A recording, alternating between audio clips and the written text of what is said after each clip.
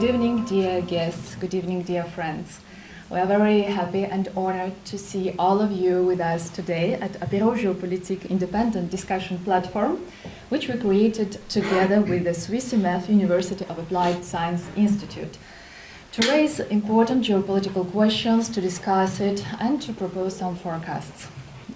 The topic of today's discussion is Geopolitics of Space, the new strategic frontier of the 21st century. So just 65 years ago, a man first flew into space. It was Gagarin. And today, according to the USA Secretary of War, Peter Hegseth, the outer space is the single most decisive battlefield of this century and the centuries to come. And he insisted that whoever controls the high grounds controls the fight. So at the time when the war in Iran is already being shaped by the control of the strategic high grounds of the Strait of Hormuz and long-range strike capabilities, this logic is no longer theoretical, is going on. And today the main question which we will discuss will be, is space the next arena for global rivalry for big powers, or it could be still a shared frontier for humanity? And I'm happy to introduce our speakers. Dr. Benjamin Guille, is it correct? Well done. The CEO of Space Talk and a Geneva-based expert in space security and strategic communications. He works in the interaction of innovation and policy, contributing to the discussion on space governance through his involvement with Swiss Space Command and with United Nations Expert Group on Space. Next, Dr. Urs Högeli. Yeah, perfect.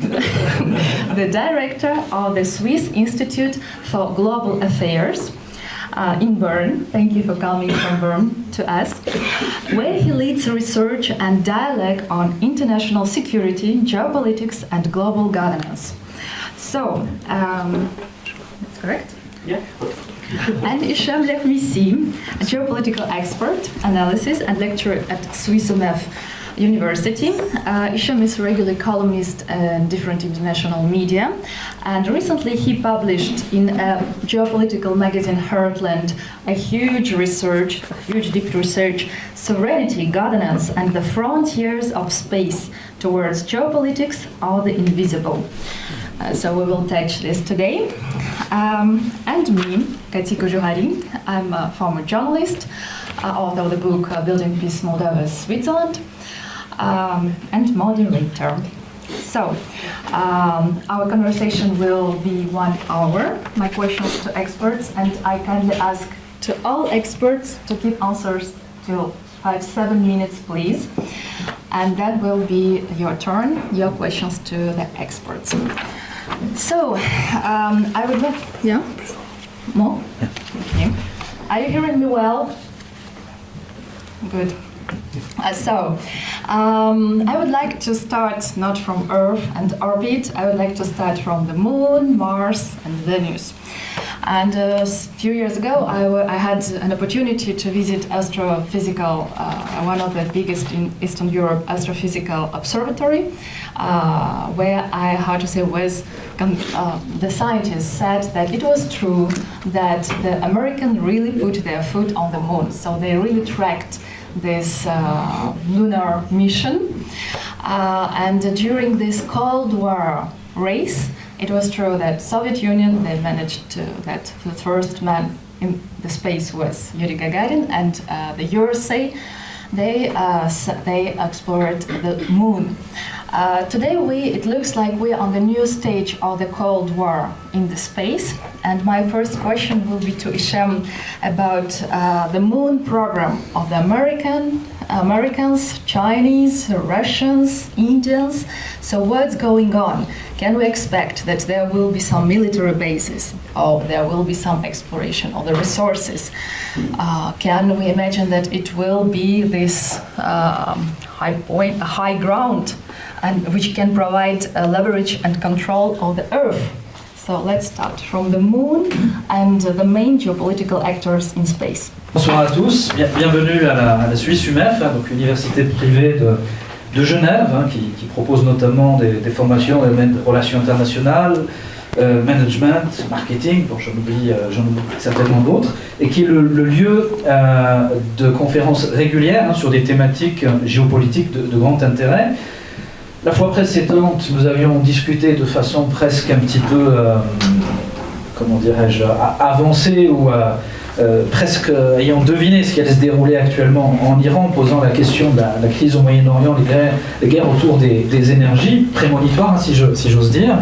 Et aujourd'hui, on est un peu plus dans les étoiles avec une interrogation concernant en fait la question de l'espace extra-atmosphérique en tant que nouvel enjeu géopolitique entre les grandes puissances. Et pour répondre à la question justement de la conquête lunaire, eh bien, je vais essayer de faire un petit topo général sur la situation actuelle dans la question en fait eh bien, de l'accès des technologies qui nous permettent justement eh bien, d'exploiter à terme l'espace lunaire, bien que la chose soit plus complexe qu'il n'y paraît. Alors comme vous le savez tous, il y avait toute cette grande épopée de la conquête spatiale qui a vu cette grande concurrence entre l'Union soviétique et les États-Unis, avec l'Union soviétique qui avait ouvert le bal avec Sputnik 1, Sputnik 2, Yuri Gagarin, premier homme à être allé dans l'espace extra-atmosphérique, l'exploit américain donc de l'alunissage et donc le fait d'avoir marché sur la Lune pour la première fois en 1969, après la promesse qui avait été faite 10 ans auparavant par Kennedy, qui avait promis que les États-Unis marcheraient sur la Lune avant la fin de la décennie. Et puis, depuis, un certain nombre d'avancées en termes de conquête spatiale, station permanente avec l'ISS, mais c'était les soviétiques qui avaient déjà commencé avec la station Mir, et aujourd'hui un espèce de retour sur la question de la conquête lunaire à travers différents projets aujourd'hui concurrents. Alors on parle d'abord des États-Unis à travers notamment le programme dit Artemis, qui a été mis en avant en 2017, si je ne me trompe pas, ou 2023, Artemis, et qui revenait sur la question du rapport à la Lune. Il faut savoir que vous avez un traité de l'espace qui date de 1967, qui met en quelque sorte un principe en avant qui est celui de la sanctuarisation de l'espace, donc qui est censé être un espace neutre, qui n'est pas directement exploitable et surtout qui ne doit pas être un espace d'affrontement.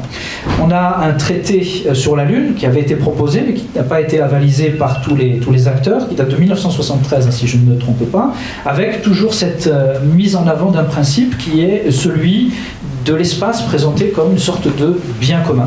Et depuis ces 2 dernières décennies, et plus spécifiquement depuis la dernière décennie, eh bien, il y a un peu une course en avant entre les grandes puissances, notamment les États-Unis, avec le programme Artemis, qui rassemble une trentaine de pays, principalement les États de la sphère occidentale, États-Unis, Union européenne, Japon, sur un projet qui est l'idée d'une installation durable et d'une présence en fait humaine hors de la Terre et plus spécifiquement sur la Lune, avec l'idée d'une base permanente, notamment au niveau du pôle sud de la Lune. Pourquoi le pôle sud? Tout simplement parce qu'on y retrouve la présence d'eau sous forme de glace et surtout parce qu'elle permet un ensoleillement permanent, et donc c'est une question qui est essentielle pour pouvoir bénéficier notamment d'énergie solaire.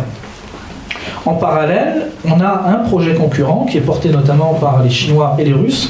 C'est ce qu'on appelle le projet ILRS, alors International Lunar Research Station, j'espère bien prononcer, qui est prévu lui également pour les années 2030 et qui vise à mettre en avant une base permanente, cette fois-ci qui sera beaucoup plus robotisée dans le projet et qui a un élément extrêmement intéressant, notamment côté russe, c'est celui d'une intégration en fait d'une sorte de centrale nucléaire. Alors, je n'ai pas tous les éléments technologiques le concernant, qui permettrait en fait justement à terme de régler l'un des problèmes les plus importants, qui est celui de l'approvisionnement énergétique. Donc on est vraiment dans une logique de mise en place d'infrastructures critiques hors de la Terre. On a à côté de cela d'autres acteurs présents, ayant présenté des projets concernant la Lune, notamment l'Inde, qui a réalisé un exploit majeur, notamment en 2023, et c'est quelque chose quand même d'assez historique pour le mettre en avant. Ça a été le premier alunissage réussi au niveau du pôle sud lunaire. Et en soi, cet exploit est d'autant plus marquant que les Russes avaient essayé cet alunissage, ont échoué, là où les Indiens en fait réussiront quasiment à la même période en 2023, et qui met en avant un élément qui est très important, c'est le fait qu'aujourd'hui on est sorti du cadre des acteurs traditionnels de la conquête spatiale qui étaient les Américains et les Soviétiques, pour nous retrouver aujourd'hui également avec les Chinois présents, les Indiens et également d'autres acteurs moins connus, l'Union européenne évidemment, le Japon, mais également des plus petits pays qui ont tenté un certain nombre de projets en direction de la Lune, notamment Israël qui a tenté d'envoyer un rover sur la Lune, mais également les Émirats arabes unis qui ont envoyé un rover, c'était Rachid si je ne me trompe pas, avec un projet à la fois sur la Lune et sur Mars, donc chose quand même qui est relativement marquante. Et puis sur la question des ressources, on entend beaucoup de choses pour dire que tous ces projets s'installent et s'inscrivent en fait dans une logique, une vision de très long terme.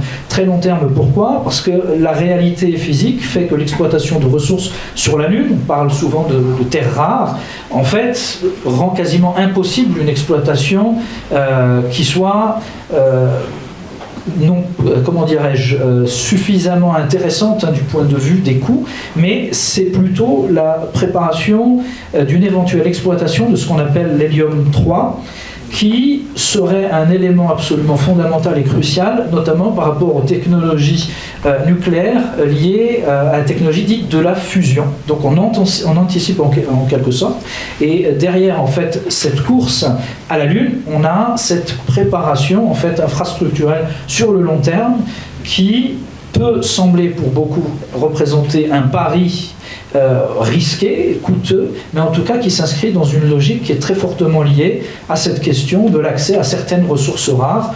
Donc on voit que cette course aux ressources rares est stratégique, elle ne concerne pas la Terre, elle commence à toucher en fait d'autres dimensions, à travers notamment la dimension lunaire. On peut même aller plus loin, prendre un État par exemple comme le Luxembourg, qui a mis en place une espèce de législation qui se donne la permission de pouvoir exploiter notamment au niveau de l'espace des ressources attenantes notamment aux astéroïdes, chose qui est quand même intéressante pour voir qu'on réfléchit quand même à des process technologiques qui n'existeraient pas encore, mais qu'on essaye justement d'anticiper. Voilà. Now, I would like to ask Dr. Urs. So, many of us aware about the plans of Elon Musk regarding Mars, but few knows about the first ever soft landing on another planet was achieved by Soviet Union on Venus. So, the focus has shifted to Mars and Moon. Why and how? Thank you very much for this question. I think there's an easy answer because of practical, physical and obvious reasons. Because Venus is very harsh, that's true. It's a harsh environment. And the Moon is, for example, very near to Earth. That's maybe an argument for that. Yeah, but Mars is also not so exactly. But Mars has a solid surface, moderate temperatures, and also because of the pressure in the atmosphere, I think Venus is very, very harsh. And then there are resources which are important, maybe then for economical reasons, but also for practical reasons to live there or have things there. That's helium-3, that's water. You have sun, you have water, you have a regolith. That's a very good resource I think they need there. These are the obvious reasons, I think that's clear. But the other reason is, of course, the shift from more scientific explorations to geopolitical and economic utility. Because we had this time, we had Cold War, and then we had maybe 30 years peace on Earth, I think. And then we could say, yeah, we do all that things, space exploration for research, for scientific reasons, and for the good for humanity and stuff like that. But now we see no, there are other reasons coming in. One reason is new space economy. a lot of actors, and I think we will hear more from you, that economy goes to space. Yeah, that's a reason. And the other thing is geopolitics, power politics, power projections. And there I think Mars, for example, but also Moon, is easily to integrate into strategic and narrative frameworks. Because, for example, Mars as a second Earth, that's the Elon Musk narrative. We need to have a second Earth for the scenario. Our Earth here is some kind of cracking down. Then it's maybe good we have a second one, and Mars is better for that. And the Moon, for example, because it's nearer to Earth, it's the hub. We need to go to Mars and deep space exploration, etc., etc. And because it's near to Earth, you have more exchange, because between Mars, the travel from Mars to Earth maybe is too long to have some kind of an economic trade, maybe in a far, far future, but not in the near or middle future we have. And because of that, I think it's clear. It's about narratives. That's our main topic when we look strategic and geopolitically on topics, and on the topic of space, of course. And these are astrographic aspects. It's some kind of a geography of the space, of our solar system. You have, like the Strait of Hormuz, now we see geography matters, and in space, astrography matters. That's the travel time you need.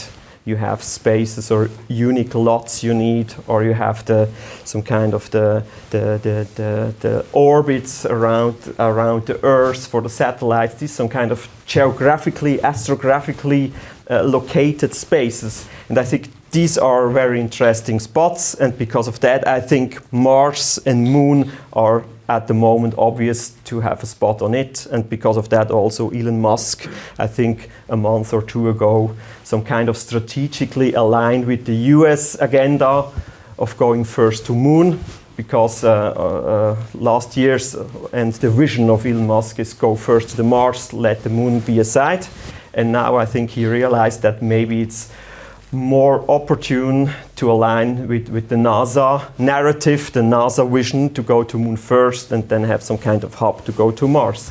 And that's, I think, because of China is going very fast in space, and also a lot of other countries, but I think China is the some kind of antagonist of the US, and I think there will be the big contestation. And because of that, I think who will be first on the Moon will have some kind of an advantage, a narrative one and an infrastructural one.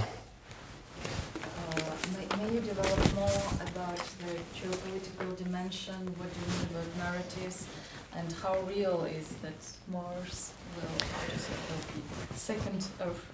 Yeah, let's talk about narrativity. For us, narrativity is not just storytelling, it's not just propaganda, it's not just communication some kind of, maybe strategic communication some kind of, but we would say that's beyond propaganda, because actions, infrastructures and technologies themselves become narratives. And space missions and space visions and space projects, they have a lot of potential to have some kind of this narrative power, because we have to be aware, because space exploration, space missions, the pictures we have in mind, the connotations, the things we feel when we talk about these topics is very much framed by science fiction. I think we have to be aware about that. And the thing is, it's very ambiguous, the whole topic, because we say, and we will hear it a lot, I think today, space is already very important for our life, for our economy. You have all your smartphones and the Tesla, you have navigation, you have communication. We are already very dependent on space infrastructures. And these infrastructures are invisible for us. We don't see them, they are in space. And on the other hand, a lot of visionary, how do I say it? A lot of strong visions are there, and there are still visions. A lot of planning. Go to Mars. That's far away still. And a lot of these projects go to the moon. I think it's not next year. Maybe it's in 5 years, in 10 years. We have here 2030, maybe 2035. China and the Russian program will go then to moon. But these are plans. And I think there the narratives are very important. How we talk about the thing. How can a nation or a bloc or an actor can control the meaning and the interpretation of things. And I think that will go, we will have this discussion about space territories, some kind of that, claims about, I don't know, mines and nuclear power plants on moon. But I think first we have this control and battle about the meaning. And one example, just a small one, is the Chinese landings on the far side of the moon, you know, 2019 and 2024. And I don't know, in German it's some kind of a saying, hinter dem Mond sein. You know that? It's literally translated to be behind the moon. It means being left behind, old-fashioned and not up to date. That's very interesting. And that maybe that's a little bit was the perception of this landing behind the moon, some kind. Nevertheless, the landing were hailed as a first, yes. But very few people understood what the message was. And it was not a message about visionary things and things like that. It was a message of understatement and underestimation. Because the real message was the connectivity, not landing behind the moon, the connectivity to interplanetary and behind planetary. They need these infrastructures. They need these relay satellites. That was the thing with this landing behind the moon. Outer space is often described as a common heritage of all humankind. But in practice, access to the space have only a few countries, some countries and corporations. So may you explain us the role of the space today for each of us and why international regulation in space is so important today? Thank you. So first, thank you very much for your invitation here. I'm always happy to talk about space. This way you will hear me? Okay. This concept of prevalence of mankind is coming from space law and from the Outer Space Treaty. So it's not really an invention or something we talk about, it's something written from the Treaty of 1967. It means that outer space cannot be owned by anyone. If someone pretends he can sell you a part of the moon, this is fake. You cannot own outer space. It means that outer space is in some way like the high sea, where objects remain under the jurisdiction of the so-called launching states. So a state launching an object keeps jurisdiction over this object, and then it is flying in a place which is indeed the common heritage of mankind. These people used to say that outer space is far west. It's not really the case, because there are laws. There is international law, and there are treaties, like the first treaty of 1967, that were well drafted, I would say, because I don't think we would be able to draft such great treaties nowadays. And the fact is that it's true that they were agreed during the Cold War, when you had these various blocks, but nevertheless they could agree on international law, and since then, since 1973, indeed, the Moon Agreement that was not so much ratified, you didn't have so much progress in space law, and very little case law also. However, in the Outer Space Treaty, you have this provision already stating that states are responsible for space activities performed by private entities also. So it means that we foresee, or they foresaw that SpaceX or Arianespace are under jurisdiction and shall be controlled by either USA or France. And if they commit damages in outer space, states are internationally liable at the end of the day. The issue is that, or not the really issue, but the progress of new space. There was a boom in the 60s because of the Cold War. There was a boom in space today because of the new space. The boom in the new space is coming from the space private entities, private companies, building business model for space activities. And I can tell you, I've been working for ESA for years, and we were asking Ariane Group to build a viable business model for the exploitation of launchers. And they were not able to do this. It's not easy, of course, but that's what SpaceX brought. Musk, you can, maybe you like, you don't like him, but he brought a viable business model. The viability can be discussed in some way. There's a lot to say about this. But the fact is that because he is launching 2 times a week, reusing the first stage of the launcher makes sense, economically speaking.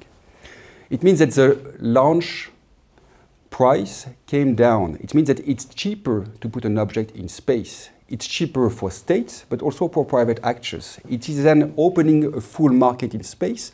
And people used to say that about space, it's a business model related to the offer. If you offer something new in space, you have new activities in development that can evolve in space. And now we are about to face in-orbit servicing, refueling of spacecraft in orbit, data centers, of course, but any kind of activities where we will develop our economy because we face issues on our planet, and there is space in space.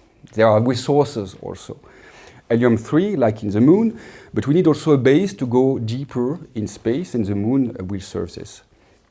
So we should thank private actors for building business models because it really helps states. However, of course, there is always a worry because a private actor is based in a country, but you know, in the fiscal or shipping industry, we face forum shopping. So you can have a company based in a country, then moving into another, and then having an HQ in another country, and then another activity in another one. And then you lose control of this company. And then it's difficult to see which entity is liable for the activities and which states also. And we're about to face this.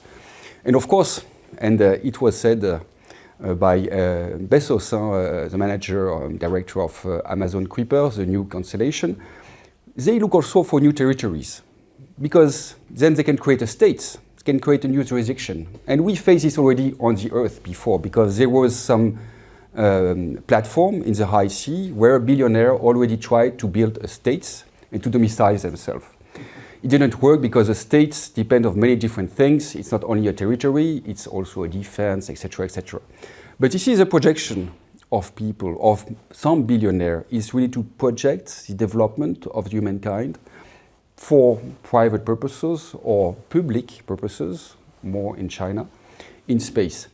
And okay, we can have many doubts about our development on our planets. Maybe going to space is not the full solution for development, but it's certainly part of a solution because you can build an economy, you can produce, you can manufacture in space, we can get resources, and we can have also energy in space.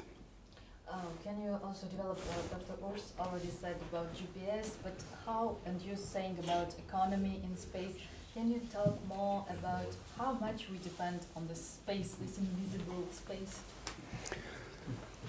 Indeed, we use GPS. GPS is a version, American version of GNSS. There was an American version, there was a European version, Galileo, there was a Baidu, the Chinese version, there was a GLONASS, the Russian version, there was an Indian version also of GNSS. We could use only one or maybe twice, or maybe 2 of them, but there are many of them because it's a key element. That's the reason why all spacefaring nation wants to keep control of such strategic asset.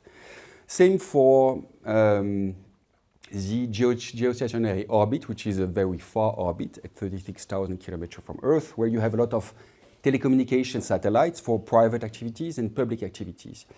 You have remote sensing satellites taking images of the Earth for defense, but also for civil purposes.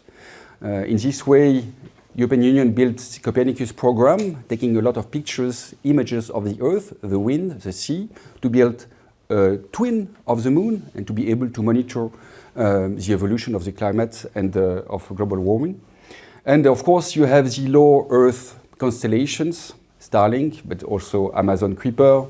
From Amazon, you have OneWeb Eutelsat from, this is an American-French constellation. And you have also 2 Chinese constellations, Guowang and Qianfeng, which will provide communication. We had communication from space already before, but now because of this low Earth constellation, you have high-speed communication, and high internet also. So you had constellation before SpaceX emerging that was called Iridium, but they were bankrupt several times because they probably arrived too early in the market. So the success of Starlink, of SpaceX, is a business model. It's also arriving at the right time, and then it's providing some telecommunication services and having the users on the ground for objects, Internet of the Object, because with these new means, you open new capabilities, new economical perspective on the ground. We will be able now to have machines doing agriculture lost somewhere in Siberia and connected only to satellites and working alone. That's where we are heading, because we have these new constellations giving a direct link to people on Earth. But also we face an issue, because they provide a service that will be used, that is used more and more by public actors, like during the war in Ukraine. So you have armed forces using civil infrastructure for their own use during a conflict. We had this before, it's not the first time. I mean, people are using Windows also by the military. It's produced by an American private company. The issue is when an entity, when a country is relying fully on such system, which is operated by a private company under the control of another state. It settles some questions of independence, and this is the reason why all main spacefaring nations want to develop their own capabilities in the low Earth orbit. But it means also that we're about to have now very soon 5 constellations in the low Earth orbit, each of them encompassing thousands of satellites. And obviously we don't need all of them for technical reasons, but we need all of them for the resilience, so that you do not rely only on a US provider or Chinese provider. So we need many providers to know that we can count on various countries, various systems. But it means a lot of objects that will not be useful also in space. Okay, just a question, what you can manufacture in space? Everything we are able to do, you know. It's Kennedy used to say we didn't go to space because it was easy, we went to space because it's difficult. And the challenge for the years to come will be to manufacture things in space where you don't need a human for this. You can have a robot. Obviously, a data center is a great topic because it's a computer using energy from the sun and giving some data. So it's really well done to well placed in space. But then you could also imagine any kind of manufacturing, producing gas emissions and needing energy for which you don't need so much human being, but still robots. You could manufacture satellites in orbit, it's what we think about, so spacecraft. I would like to switch to a military dimension and again cite US Secretary of Defense Pete Hegseth, who said that USA should dominate everywhere and in space too. So can you talk about nuclear program of Russia, about China's development of the counter-space capabilities such as laser systems? And what about Europe? Do they have any strategic autonomy in space? So you already did the introduction, if you can develop this. Okay. Merci. Bon, c'est une question complexe, j'ai toujours les questions les plus compliquées, les plus difficiles. Alors que dans le panel, c'est moi qui est le moins spécialiste de la question de l'espace extra-atmosphérique. Je suis plus spécialiste, on va dire, de la géopolitique terrestre. Je me suis amusé à écrire une partie d'ouvrage théorique en géopolitique sur la question de la géopolitique de l'espace avec une amie qui est spécialiste du droit de l'espace. Et ça a donné un résultat très surprenant parce que ça a été publié et manifestement c'est même considéré comme quelque chose qui est porteur d'un nouveau paradigme qu'on appelle géopolitique de l'invisible. On a essayé de mettre en évidence, donc je donnerai aux spécialistes, vous pourrez juger par vous-même, comme quoi des fois il ne faut pas être forcément le meilleur spécialiste pour peut-être apporter un regard un peu différent sur une question qui est une question aujourd'hui particulièrement importante et cruciale. Alors sur cette question de la militarisation de l'espace, en quelque sorte, j'aimerais tout d'abord revenir sur quelques éléments qui n'ont pas pu être développés, en tout cas en français tout à l'heure, sur le volet des acteurs, en fait les acteurs de l'espace, parce que c'est un élément très important pour pouvoir analyser en fait bien ces logiques de confrontation nouvelles qui opposent notamment les grandes puissances. Évidemment, lorsqu'on va parler des grands acteurs géopolitiques de l'espace, on va penser aux États-Unis. Bon, il y a toute une histoire derrière ça, la NASA, la conquête de la Lune, et puis le fait aussi aujourd'hui qu'en termes de budget, en termes aussi de possession satellitaire, les États-Unis sont évidemment à la première place. À l'échelle mondiale, on considère qu'on a un budget alloué à l'espace, donc recherche, développement lié à l'espace, conquête spatiale, à 135 milliards d'euros par an, peut-être dollars, hein, donc avec le change ça ne donne pas tout à fait la même chose, et les États-Unis représentent presque 50% de l'intégralité de ces investissements à hauteur de 53 milliards. Donc ça donne et ça positionne les États-Unis évidemment comme le principal acteur par rapport aux moyens alloués, suivi par la Chine à hauteur d'environ 20 milliards, mais avec une projection beaucoup plus forte dans les années qui viennent, l'Union européenne, 9 milliards, la Russie, qui est un peu paradoxal parce que l'élément qui donne à la Russie un statut de grande puissance, en dehors de la puissance nucléaire, la taille du pays, la dimension aussi culturelle, parce qu'on a affaire à un pays civilisation quelque part derrière la Russie, c'est cette dimension spatiale, le fait que la Russie, elle est un continuum dans la recherche spatiale, une expertise de premier plan. Malgré tout, la Russie alloue chaque année un peu moins de 4 milliards de dollars à la recherche spatiale, ce qui est ridicule par rapport, et sous-dimensionné par rapport à la place de la Russie dans le concert international. Et malgré tout, la Russie s'en sort bien, notamment sur le volet militaire, mais n'arrive pas vraiment à développer toute cette industrie privée du spatial, ce qu'on appelait tout à l'heure le NewSpace, aux États-Unis, mais également en Chine. On a des acteurs privés en Chine qui sont très performants, très présents, donc très liés à l'administration centrale chinoise, mais les Russes sur ce volet-là sont un petit peu hors du jeu. Alors quelques mots sur les États-Unis. Il faut regarder qu'aujourd'hui, par exemple, sur 15 000 satellites en orbite, 8 000 sont américains, dont les 3/4 sont liés en fait à Starlink, c'est-à-dire système de constellation qui était mis en avant, notamment en orbite basse, et qui, dans les années qui viennent, va être de plus en plus concurrencé, notamment par 2 systèmes de constellation chinois. Je ne sais pas prononcer correctement. C'est quoi donc, c'est ça? Je ne sais pas. J'essaie. Mais... Et avec à l'échelle 2030-2035 l'envoi de 15 000 satellites chinois et à terme, sur 10 ou 20 ans, 50 000 satellites, ce qui est considérable et qui s'inscrit également dans le développement de ce fameux projet des nouvelles routes de la soie avec donc l'infrastructure satellitaire dans ce domaine justement des constellations satellitaires qui va jouer un rôle très important et qui motive d'ailleurs les investissements indiens dans la recherche spatiale, qui veut de la même façon mettre en évidence un système de constellation souverain qui lui est propre mais ouvert à d'autres pays, parce que la Chine s'engage également dans ce domaine. Donc on a un jeu dans l'espace qui s'inscrit un petit peu dans la continuation des rivalités au niveau terrestre. C'est ça qui est intéressant. À côté de cela, ce qu'il faut voir, c'est qu'on a une évolution très importante dans le domaine spatial de ce qu'on appelle les infrastructures commerciales. C'est-à-dire que là où auparavant c'était surtout le domaine de la recherche scientifique ou le domaine militaire qui était au premier plan, maintenant c'est vraiment la dimension économique et commerciale qui joue les premiers rôles. Alors les systèmes de navigation, vous en avez parlé, on connaît tous le GPS, Galileo pour l'Europe, GLONASS pour la Russie, ou le système Baidu pour les Chinois. Et à côté de ça, ce qu'il faut regarder, c'est que vraiment on a cette réalité qui fait que l'espace est devenu un enjeu d'affrontement ou de rivalité géopolitique en dehors de la Terre très important. Alors les États-Unis disposent d'un avantage, je l'ai dit, par rapport à leur écosystème privé et les moyens alloués.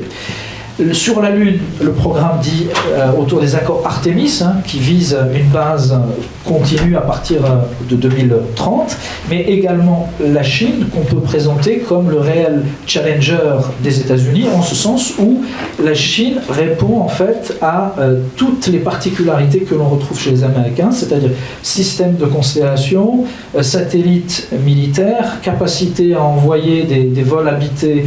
Il y a 3 pays dans le monde, c'est la Russie, la Chine, les États-Unis, et système de navigation autonome qui lui est propre et des moyens alloués importants. La Russie, le système de constellation, entre guillemets, est en retard sur ce volet et le privé n'est pas très présent, pour ne pas dire quasiment inexistant, c'est quasiment strictement étatique, avec une grande dimension militaire.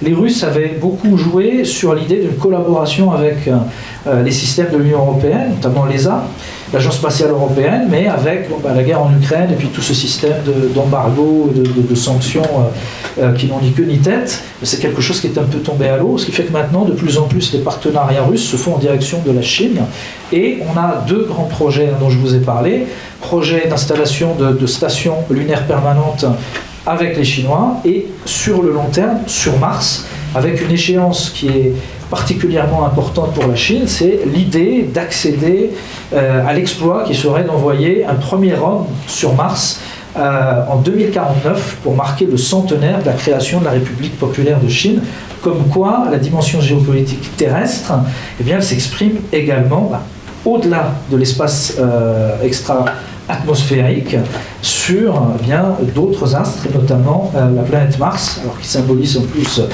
dans la mythologie antique la guerre, vous le savez, donc il y a une dimension qui n'est peut-être pas neutre dans ces choix. Sur la question de la militarisation de l'espace et la nouvelle guerre froide spatiale, alors tout à l'heure ça a été indiqué, j'avais repris le traité de l'espace de 1967, que vous aviez développé de façon très... beaucoup plus poussée. Ce qu'il faut regarder, c'est que ce traité de l'espace de 1967 met en avant une idée de sanctuarisation de l'espace, c'est-à-dire que l'espace doit être en quelque sorte un bien commun et ne pas être ne pas porter une dimension d'affrontement. Sauf que c'est un principe général qui est généreux, intéressant, qui s'exprime un petit peu dans l'esprit de l'époque à l'échelle internationale, mais lorsque vous êtes un État comme le Zimbabwe ou le Salvador, sans aucun moyen, entre guillemets, spatial, ou d'envoi de fusées, ou d'exploitation spatiale, la question en réalité ne se pose pas, et c'est pour cela que dans cette dimension, je vous avais parlé de géopolitique de l'invisible, ce que je mets en avant, c'est plutôt la notion de souveraineté fonctionnelle, c'est-à-dire en vérité, ce sont les moyens qui vous permettent d'être souverain et dominant, en fait, à l'échelle spatiale. Et ça, c'est une dimension importante à relever. Sur la dimension militaire, de plus en plus, la question spatiale est essentielle. On a aujourd'hui des corps d'armée qui sont dédiés à la dimension justement liée à l'espace. On peut prendre par exemple l'armée russe, on a ce qu'on appelle les troupes aérospatiales, c'est-à-dire la dimension aérienne est couplée au spatial. On a eu un commandement américain dédié à l'espace, également au niveau de la France. Alors au niveau de la Suisse, peut-être que vous pourrez nous en parler un petit peu. C'est une dimension qui est absolument nouvelle parce que l'espace joue un rôle dans les conflits en termes de renseignement, de ciblage également, des objectifs, de permettre des communications sécurisées. L'armée ukrainienne se serait très largement effondrée si elle n'avait pas eu le soutien notamment d'acteurs privés du spatial, entre autres Starlink, qui ont permis justement à l'armée ukrainienne de pouvoir assurer leur communication, là où l'armée russe avait en théorie détruit les moyens de communication dont disposait initialement l'armée ukrainienne.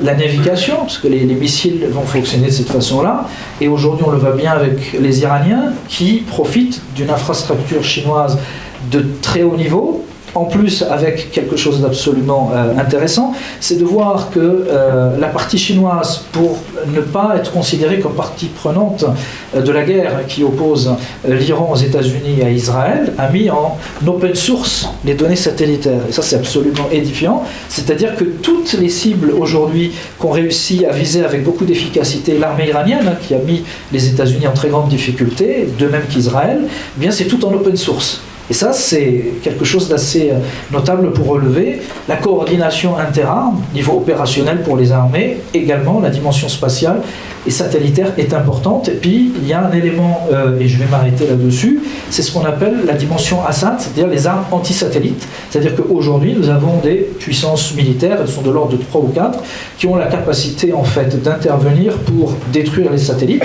Ce sont des systèmes de missiles, en fait, qui sont utilisés pour détruire bien les satellites d'observation de l'adversaire, qui sont situés quand même à une orbite assez importante. On peut citer notamment l'armée russe, qui a été l'une des premières, donc déjà à l'époque soviétique, l'armée américaine, la Chine, et l'Inde, dernièrement, qui a montré aussi une capacité en la matière, et on soupçonne également un pays comme l'Iran de disposer aussi de ces capacités antisatellitaires. Et puis, peut-être un autre élément important d'ordre de la ZAD, c'est les capacités d'aveuglement satellitaire. On sait que pendant la guerre, les affrontements entre l'Ukraine et la Russie, à une période donnée, il y a eu au niveau de certaines localités russes des espèces d'éléments laser qui étaient projetés dans le ciel, et on sait a priori, vous pourrez m'apporter des précisions en la matière, que c'était des systèmes d'aveuglement à distance en fait, qu'utilisaient notamment les Russes pour empêcher l'action des satellites, notamment américains, dans leur travail d'observation. Et puis dernier point, qui est à mi-chemin entre la réalité et la science-fiction, c'est l'utilisation en fait de systèmes d'armes à énergie dirigée depuis l'espace en direction de la Terre. Alors il y a eu beaucoup de polémiques à un moment donné lorsqu'il y avait eu des incendies à Hawaï, où des propos qui laissaient entendre que ça aurait été le fruit d'une expérimentation qui aurait mal tourné. Ça nous fait penser un petit peu au film animé que vous connaissez peut-être, Akira. On a cette espèce d'arme qui est utilisée sur la Terre depuis l'espace. Et au-delà de tout ça, on a une problématique aujourd'hui qui est absolument grave et essentielle. C'est la question également de la nucléarisation de l'espace, avec l'idée en fait d'une mise en orbite d'éléments de type qui ressemblerait un petit peu plus à des drones qu'à des missiles, alimentés en fait par du combustible nucléaire, qui permettrait en fait d'être quasiment en permanence en état d'usage, et qui serait équipé en fait d'ogives nucléaires. Et c'est aujourd'hui tous les risques qui sont malheureusement pointés du doigt par un certain nombre d'experts et de scientifiques. Voilà ce que je peux dire sur la question sans être un spécialiste en la matière. Voilà. Merci. Merci Hichem. My question will be to Dr. Benjamin about private companies like SpaceX, Blue Origin, and many others now control a lot of satellite networks, communications system, and even play roles in military conflicts, as we have seen in Ukraine. Does this mean that states are losing control of the strategic infrastructure, and who will be responsible if the private company will be a factor in some escalation or some conflict? Thank you. So I think I partly answered the question before, but I should complete indeed. So first, space law must be implemented in compliance with general international law. So the role of private actors in the law of war is the same in outer space as in the civil and earth activities. So if a civil infrastructure is used, is of dual use and used for civil infrastructure, I guess it can be also the target of the military. And all space infrastructure, from launchers to satellites, are considered in most cases as dual use topic that can be used for an aggression or for civil purposes. However, just a part of them, approximately 10% of all operational spacecraft, are classified satellites used typically for civil activities, whereas the Starlink constellation and Amazon constellation are normally used for civil activities only. But as you probably heard, Musk declared that it wanted to make its constellation available for the Ukrainian forces in order to coordinate the maneuver. Nevertheless, then you have to distinguish also cases of damages, of consequences, either on Earth or in outer space. I like also the development of Hashemi on the possible weapon in outer space, because we talk then about space security, and space security is about damage in space, damage on Earth, damage in space caused by space object or from Earth, or damage on Earth caused by space object to Earth. If it's a damage to space, it's a liability for fault only, meaning that you must have committed a fault to be responsible in case you destroy, you create damages, you create or you destroy a satellite. It's basically forbidden, I would say, to destroy another satellite, even to do an ASAT test, even if the Russian, the American, and Chinese, and also I think the Indian indeed, made it. Because you will create some debris, And you've probably seen this movie, Gravity, representing this aspect of the Kessler syndrome, which is a real syndrome thought by Donald Kessler, a physician from NASA, where one debris or one object which can be destroyed either by a collision or a missile would create a fog or the debris, impacting then other objects, destroying them, creating again other debris, and with a chain of consequences, you would have then a huge fog of debris, making a full orbit unusable for the best for 6 years if it's on the very, very low Earth orbit, or otherwise for thousands of years or forever. So it means that when you do this kind of ASAT testing, you risk damaging your own fleets. So when Starlink is used by the Ukrainian forces, of course, the Russians have a benefit in trying to jam the signal instead of trying to destroy the satellites, because otherwise they will create this so-called syndrome and they may destroy their own space object. However, we should not exclude a case where, an entity willing to damage the others and an entity which does not care about its own asset in space may try to create this so-called Kessler syndrome in order to damage, to destroy other people's assets. So it could happen in one day. It could happen that the civil low Earth orbit constellation could be the target of an attack, but it's not the case for now. And for now, we haven't seen weapons in space, and weapons of mass destruction and nuclear weapons are forbidden according to space law in space. However, you have satellites used to monitor activity on the Earth, so used for defense purposes, and indeed also are used to guide missiles. They could be used for Earth or in outer space. But for now, as far as I've seen, as far as I'm informed, we haven't seen weapon of mass destruction in outer space. Good. You said that space law is based on international law. I don't know who today trusts this international law. So in your Space Talk organization, which is a platform for dialogue, for strategic communication, etc., do you have some model for peaceful coexistence in space? I'm not here to advertise my own company, but I should say a few words because I think it should be relevant indeed. So I'm running a company for space traffic coordination, and we base this company in Switzerland because there is today no way to coordinate a maneuver in space between satellites operated by competing space powers. So it means that Starlink has no way to coordinate a maneuver with a Chinese operator. So no way to say who is going right, who is going left. So they publish their data on their website and they cross fingers and hope that it will work this way. For which reason? Because there is no system under the UN management, and the US armed forces have been doing this for about 60 years, unilaterally. And it's clear for the Russian, for the Chinese, that they don't want to rely on an American platform to manage their own fleet. So now everyone is working on its side, and we provide a system with Space Talk, a Swiss-based company based in Lausanne. And we base our solution on two main pillars: very simple technical scope, an inventory of objects together with directory of actors, so that behind each object, operational or debris, you can find the people to talk to coordinate the maneuver. And then a private company committing on transparency and neutrality to bring trust between actors. And this system was built based on my own experience, where we launched Copernicus satellites for the EU. It's a remote sensing satellite that we launched before the war with a rocket launcher launched from Plesetsk in Russia.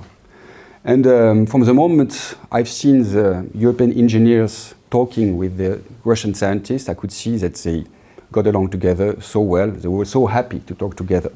And that's the way it goes between engineers, space engineers. They understand each other usually quite well. And at working level, they can find a solution. So this platform, this solution, this company is built to provide a technical solution at working level through a bottom-up approach in order to avoid the collision. And when you talk to the engineer of SpaceX, it's kind of the same. I mean, some may not like them, but the fact is that they love space. And they really do their best to avoid a collision and to preserve space stability. So I really believe that by providing a way for these engineers to collaborate just to avoid this Kessler syndrome, because they are well aware of this, we can at least find a solution on a case-by-case basis.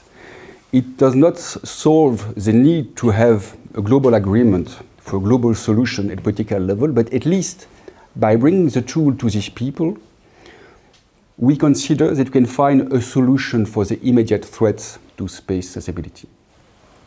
Thank you very much, Dr. Benjamin. My last question will be to Dr. Urs. So we talk about economy, modern economies, how it's important now and connected with space. So can you tell why, in this case, so little information, awareness, political, public, about space, what's going on, and where this cosmic travel is going in the future? So how you see the future of the space geopolitics? Thank you very much.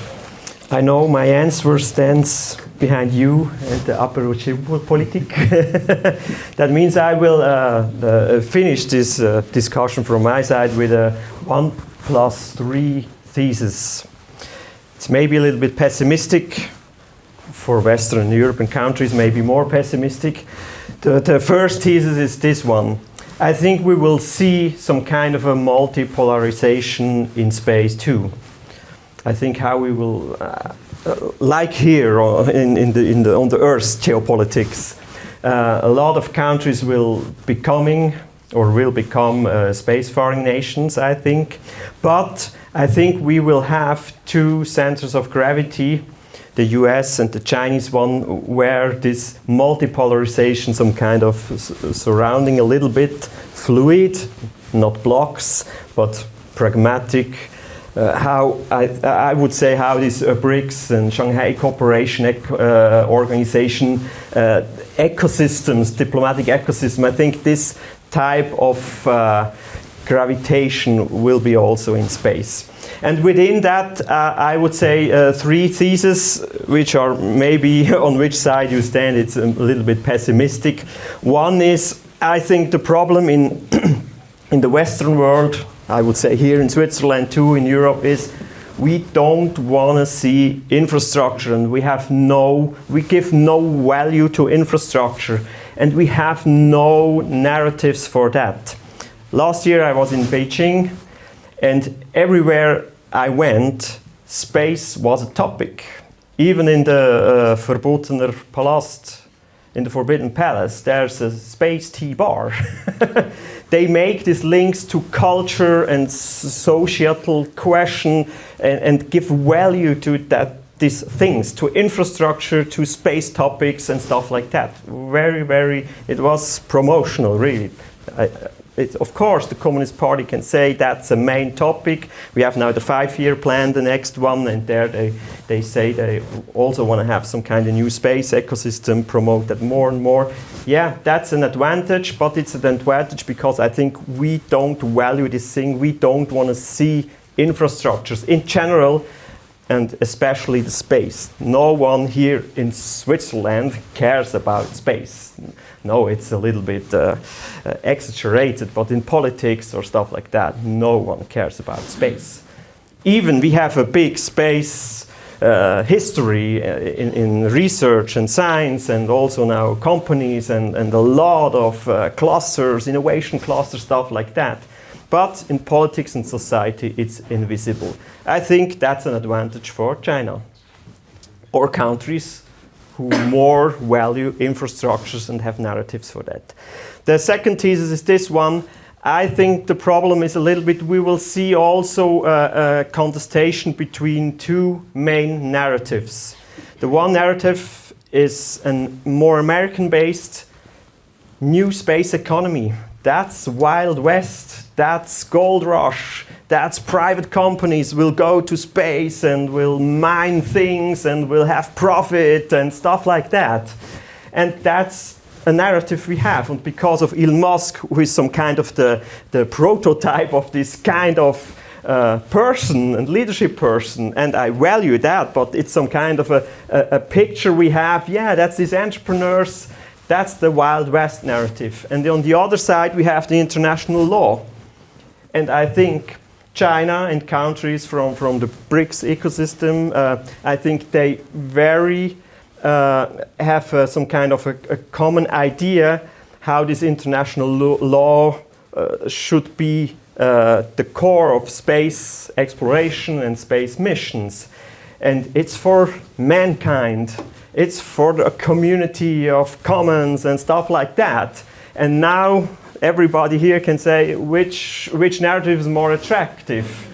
Both have their point, but I think these will be the main contestation between these two narratives. And the last thing I think is also very important.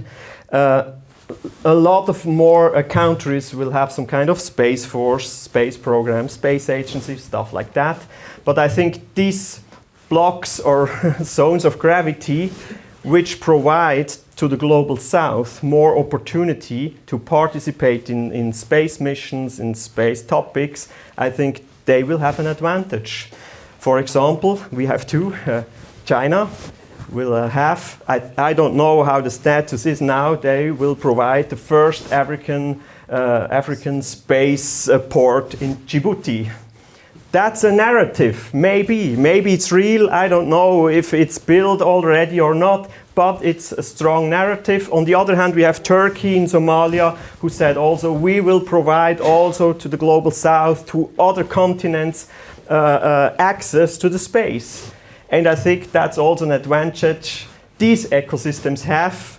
And I think we are a little bit of locked in the Western countries because we have to defend what we made in history. And I think we see the others which have a lot of drive. And the only way to contest this drive is to have people like Elon Musk. He built a big fucking rocket. Yeah, that's the narrative. And I think that's our three theses. For more discussion in the apéro Geopolitik, or if you have other questions here, I will let you behind, between the apéro. Just one question. Yeah. You said that here in Europe there is no interest to space. Is it the question of interest, or it's like on the Earth, in geopolitics, the European Union losing its role, geopolitical role? And they are very dependent. I would say it's about strategic culture in general, to have a vision and then go and prioritize things. We have also the same discussion with defense spendings and stuff like that. And yeah, we will see how it works. We are some kind of administrating our commons, our welfare we have, instead of go and have something for the future. And I think that's the big difference. Then the other have big future narratives. And I think we have lost this a little bit. And because of that, we don't see the infrastructure. We have a lot of things we care about. How I find my way home, or our pension things, or healthcare. Everything is more important, but not the strategic things. Clement, I agree with Urs. It's true, and agree also that space is an infrastructure for our development. And I had this question during another panel once, and people were asking why billionaires in US build space companies and why they don't do the same in Europe. It's true that in Europe they open modern art museums more than trying to open space activities. It's true that we have a different culture. But the European Union is doing still a lot. I've been working with them, and sometimes I wasn't happy, I must say. But the fact is that they have this horizontal competence of many different fields of the politics, where space can be used for agriculture, economy, transport, and others. And we need the commissions, we need the politicians also in Europe to be able to catch a train, to have a plan for the development in space in the 10, 20, 30 years, 40 years to come. But it's not easy to have this storytelling, because these developments must serve the people on Earth. So it's not easy to show that it's on own and all interest to develop the economy in space. But we must give objective to the space, to the European space industry. Otherwise, you know, we will miss the development, I guess. Dear audience, you're welcome for the questions. Dear guests, dear speakers, thank you very much for this conference. I have a question. So, if mankind today is unable to bring the wars on Earth to an end, how do you see it to be done in space? And also, if such conflicts were to arise in space, would we rely on the same body as a Security Council, or will we need another institute? Thank you. Thank you, Victoria. One more question.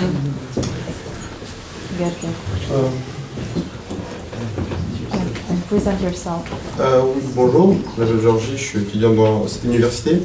J'avais une question du coup aux experts. On a beaucoup parlé sur l'aspect militaire et civil. Moi j'avais une question sur l'aspect environnemental. Comme M. Lémessi, si je ne me trompe pas, avait précisé qu'on va avoir 50 000 satellites dans l'orbite. Dans ce contexte-là, quelles seront les conséquences environnementales? It's a personal question. I believe that human being would remain as stupid as it is in space as on Earth. So I don't think we have much hope.